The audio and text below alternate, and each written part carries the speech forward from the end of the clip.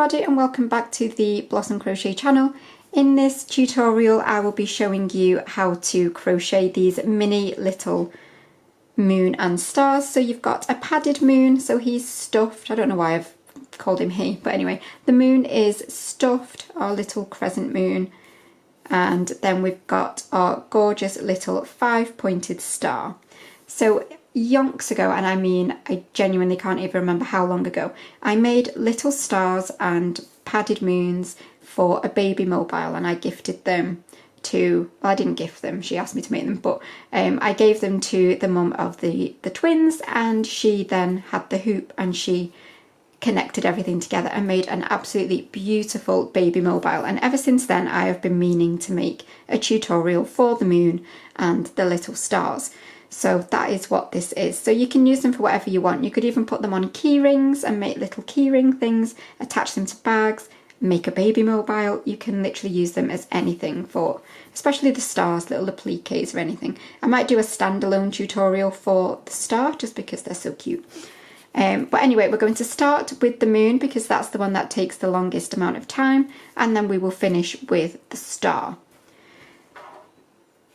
So you can use any yarn that you like, and I will meet you to start the tutorial. So as with all amigurumi style projects, you want to go down at least a hook size or two. So for this DK yarn, which I would probably normally use a 4mm for, I'm going to just use a 3mm because I don't want any gaps in my stitches, which will allow the stuffing to show. So obviously you can start either with personal preference. You can either do what I'm going to do here, or you can start with a magic ring or magic circle. It's up to you. But I'm going to chain 2, and then I'm going to work all of my starting stitches into this first chain. And into this first chain I'm going to do 6 UK doubles, or in the US these will be your singles, but that is the same for the whole of this moon project. So when you hear me say double, if you're used to American terms, just know these are your singles. So you'll yarn over and pull up, and yarn over, pull through both. So that's 1, and then you want an additional 5 because, like I say, you want 6.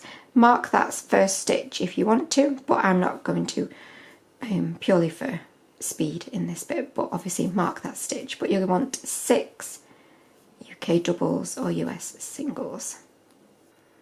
Okay, so I've worked my 6 UK doubles, and now we are going to start round 2. So we will just be doing an increase round, which is basically 2 UK doubles into every single stitch all the way around.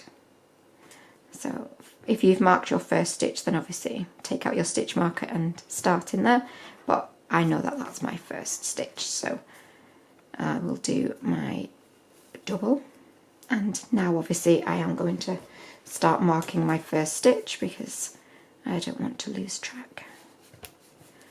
So that's my first double into that stitch, but you're going to go back into the same stitch and do another UK double.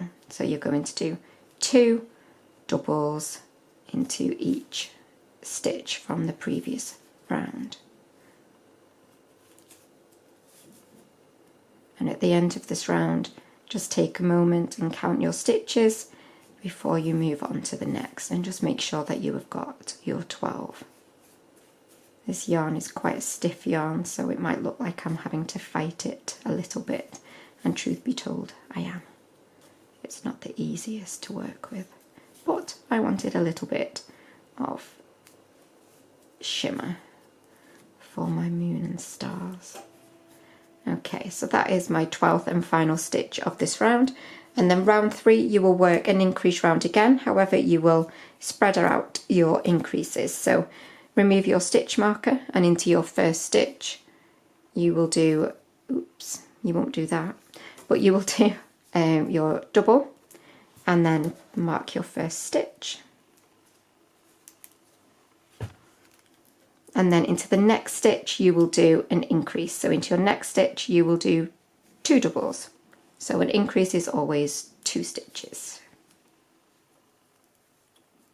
1 and 2, and then in the next stitch you will do a double on its own, and then increase in the next stitch. with your 2 doubles.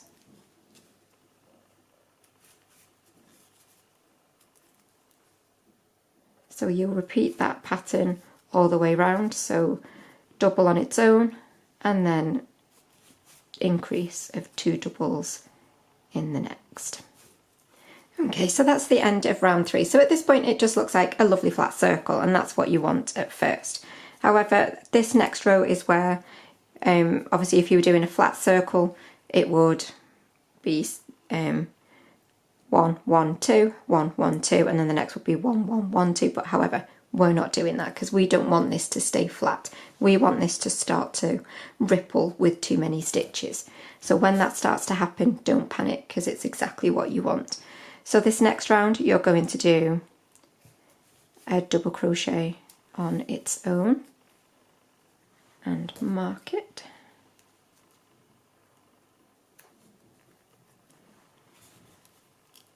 And then increase. So you're repeating the last round. You're going to do 2 doubles in this one and 1 in the next, 2 doubles,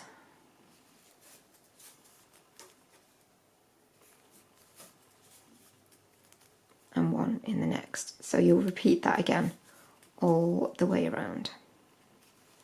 So 2 doubles and 1 double.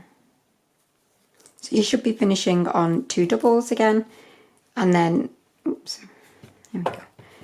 You'll start your next round with the exact same process. So a double on its own, and you're going to repeat that same pattern again.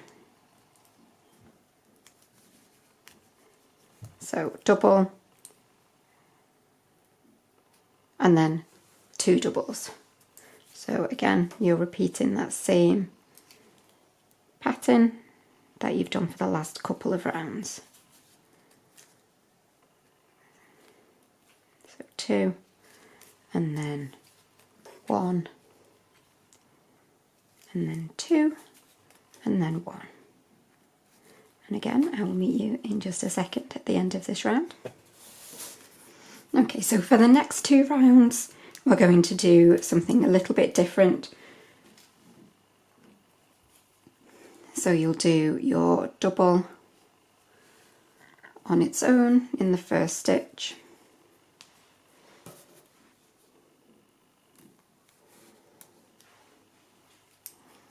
and then a double on its own into the next stitch as well. And then into the third stitch, you'll do your increase.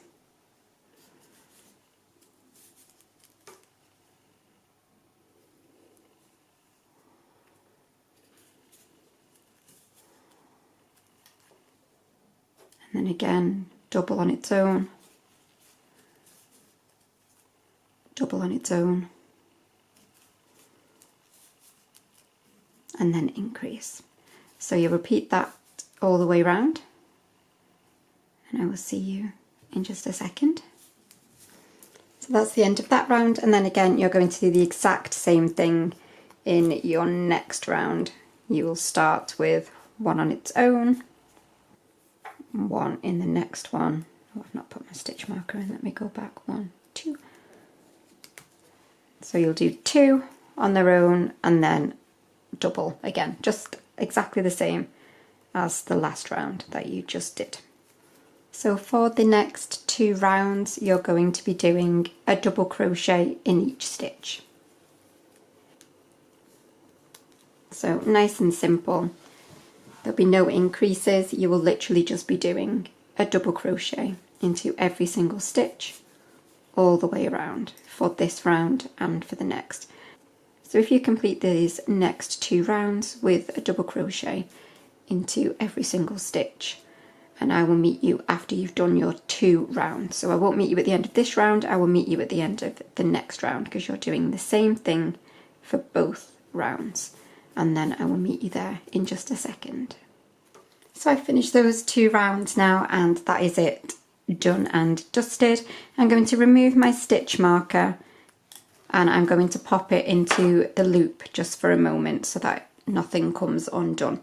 So you can see it's all ruffled, which is exactly what we want. And at this point, I'm going to just weave this starting end, excuse me, sorry, around, just so that I know it's nice and secure. You don't have to do this. This is just me worrying. Oops, excuse the dog sneezing there. So I'm literally just going to run it around a couple of stitches just to firm up so that I know it's not going anywhere. And that tail can be left, it doesn't need to be snipped off or anything. So at this point we're going to start stitching our halves together. So you can see you've got your right side and your wrong side. So obviously you want your wrong side on the inside. So you're just going to fold over so that you've got the outside. And you need one edge, one corner if you like, to be where your stitch is at the moment. And you can see when we fold that over, we get this cute little crescent shape joining. So remove your stitch marker and insert your hook and make sure that this is right on the very edge of your work, okay? And then we're going to be doing slip stitches. So you're going to go into the very first stitch that you can access on this edge, which is this one here. And you will go into the very first stitch on the other side that you can access, which if I pull that out the way, is this stitch here, okay? So we've gone through 2 stitches and you're going to slip stitch. So yarn over and you're just going to pull that through both loops, okay?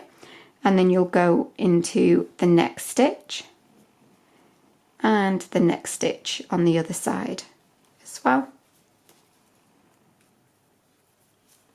and slip stitch. And you've guessed it, you're just going to go through each side of your work and you're going to slip stitch all the way along. If you prefer to snip off and do something like a whip stitch to close off, then obviously you absolutely can do that. I'm just closing with slip stitches just for speed, and I just like the way they look. So you're going to work probably about 2/3 of the way along your work, and then you'll stop to do some stuffing, and then you'll carry on, and then you'll stop just at the very end to top up that stuffing. Okay, so I've worked approximately 2/3 of the way around. I'm just going to pop a stitch marker in, and before it gets too tricky to stuff right at this end, I just want to get some stuffing in there. So I don't intend to stuff this massively, just enough to give it a bit of squish. And you just want to make sure that you get right into that top edge. And at this point I will carry on with my slip stitching, and then just before the hole is too small I will just top up that stuffing into this top edge. So I've stopped again just with a few stitches to go, and I'm just going to finish stuffing this top edge.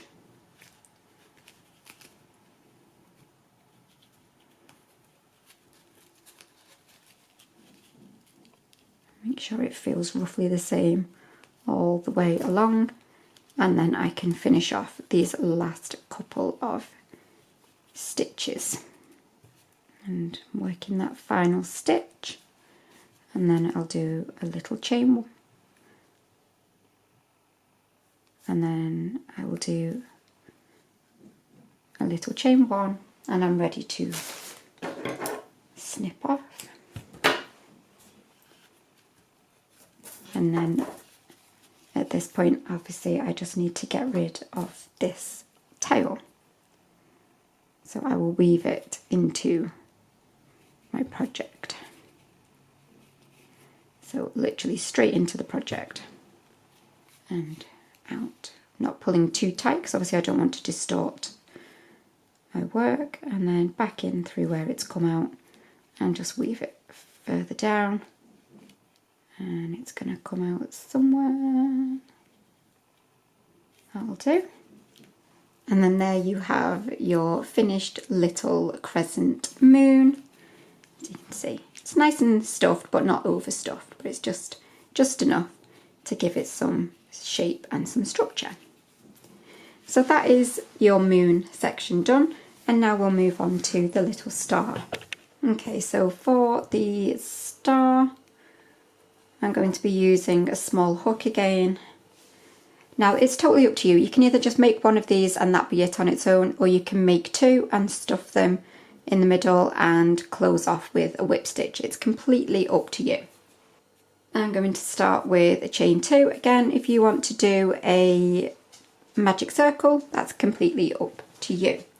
And then into this center, well, what will become our center. So into this first chain, now we're going to be working 10 UK half trebles, or if you're in the US, these will be your half doubles. So yarn over, insert into the first chain, yarn over and pull up, and then you'll yarn over, pull through all 3, and that's a half treble. So that's 1, and you want 10 overall, so you need 9 more. So yarn over and insert, yarn over and pull up, yarn over, pull through all 3. That's 2.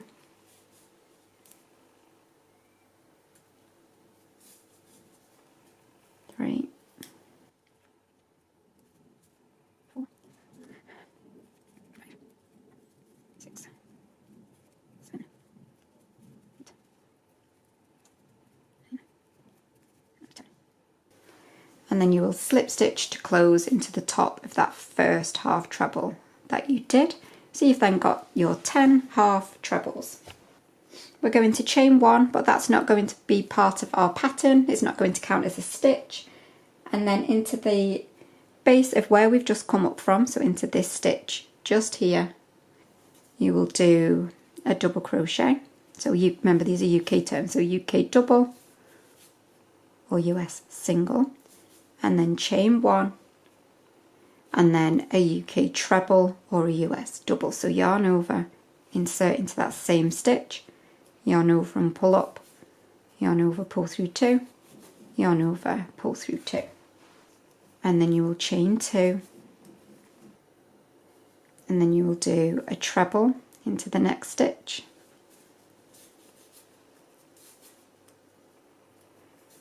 chain 1, and a UK double into the next. And then again, so that's one of our points of our star. So then again, we will work back up. So you'll do UK double, chain 1, UK treble, all in the same stitch, chain 2, and then work back down in the next stitch, doing your UK treble, chain 1, UK double. And then again, next stitch, you'll work up, double, chain 1, treble in the same stitch, chain 2, oops, and then work down in the next stitch. So treble, chain 1, double, all in the same stitch. And you will keep repeating that until you have all of your points for your star. Now we'll meet you there in just a second. So I've completed all the points for my star, and now I'm just going to slip stitch into the very first stitch that we made of the round. So slip stitch to close,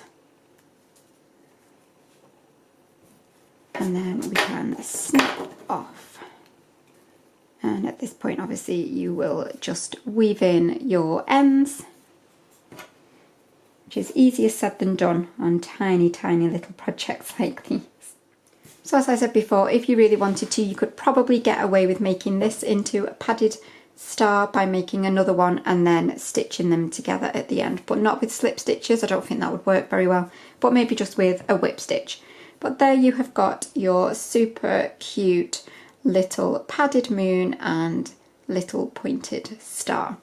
So I really do hope you have enjoyed this tutorial. If you have, please do remember to give it a thumbs up and let me know what you think in the comments. But I will see you for another video really soon. But thanks as always for watching, and bye for now.